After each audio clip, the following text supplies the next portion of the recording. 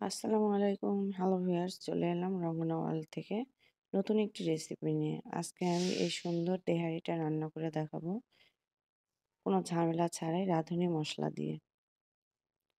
এই জন্য আমি এই জন্য আমি 500 গ্রাম মাংস নিয়ে নিয়েছি আর ছোট ছোট পিস করেছি। দিয়ে দিলাম 1 চামচ লবণ আর রাঁধুনি মশলা দিয়ে দিচ্ছি 2 টেবিল চামচ। রসুন বাটা দিয়ে দিব 2 টেবিল চামচ। আদা বাটা দিয়ে দিব 2 টেবিল চামচ।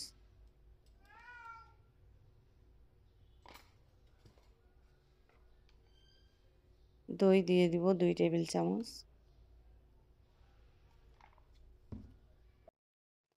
আর ফাঁকি মশলাগুলো দিয়ে দিলাম, জিরা, গরম মশলা, ধনিয়া 1 চামচ করে। এখন ভালো করে মেরিনেট করে নিতে হবে। খুব ভালো করে মেখে আধা ঘন্টার জন্য আমি মেরিনেট করে রাখবো। আর মাংসটা আমি ছোট ছোট পিস করে নিয়েছি।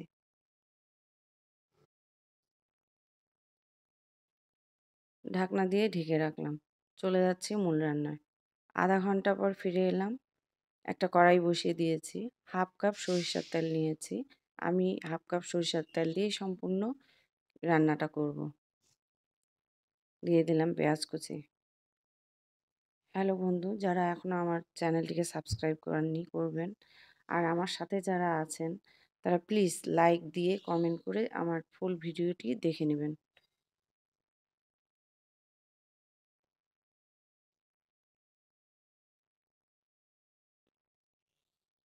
সরিষার তেলের কারণে ফেনা উঠে গেছে। এই পর্যায়ে আমি কিছু গরম মশলা, তেজপাতা দিয়ে দিলাম।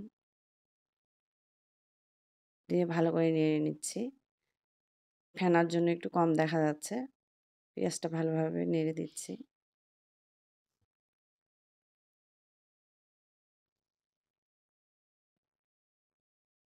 এখন দিয়ে দেবো মাংসগুলো।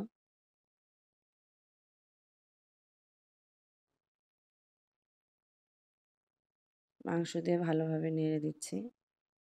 আর রাঁধুনির তেহারি মশলাটা অনেক ভালো, মানে খুব ঘ্রাণ আসে আর খেতেও খুব টেস্ট হয়।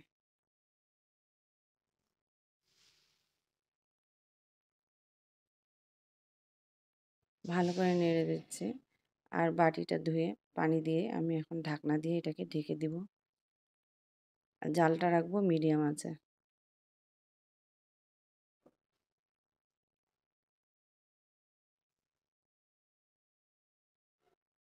500 গ্রাম মাংসের জন্য আমি 2 পট চাল নিয়েছি। চালটাকে ভালো করে ধুয়ে ভিজিয়ে রাখবো 20 মিনিটের জন্য। চিনি গুঁড়া পোলাও চাল নিয়েছি। মাংস পাশের চুলায় বসানো আছে। আমি আলু নিয়ে নিলাম। এর মধ্যে একটু জর্দার রং আর লবণ দিয়ে এটা মেখে নিচ্ছি। মেখে ভেজে নিব। বেশি ভাজবো না, হালকা ভেজে নেব। তেল গরম হয়ে এসেছে। দিয়ে দিলাম আলুগুলো।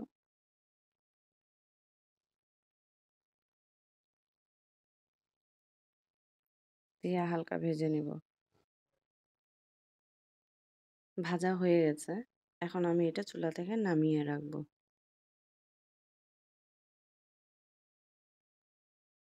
ঢাকনা খুলে তো ওয়াও!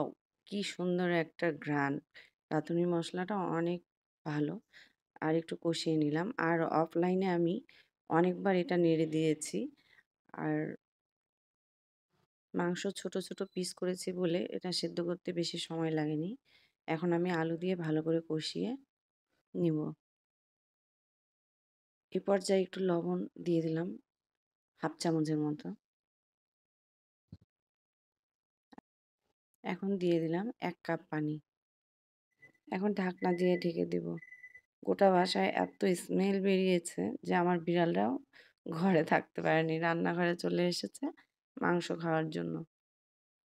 বেলুকে মাংস দিয়ে দিলাম। লিলিও চলে এসেছে।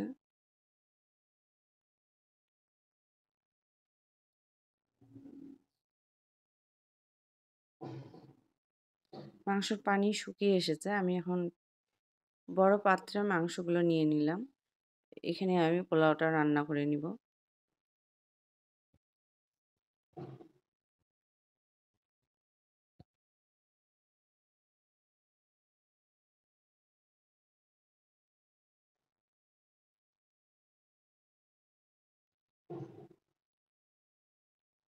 মাংসটা ভালোভাবে কষিয়ে এখন দিয়ে দিলাম পোলার চাল।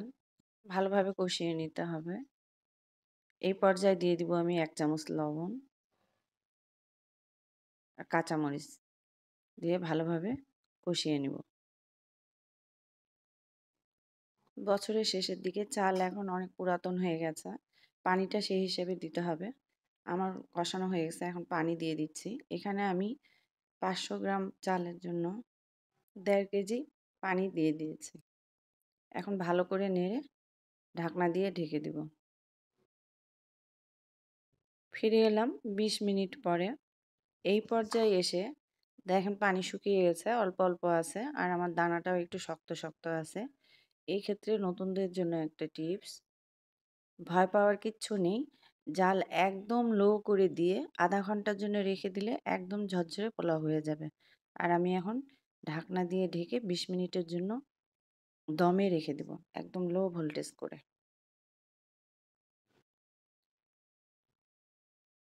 ২০ মিনিট পরে ফিরে এলাম। এই পর্যায়ে দিয়ে দিব কেওড়া জল।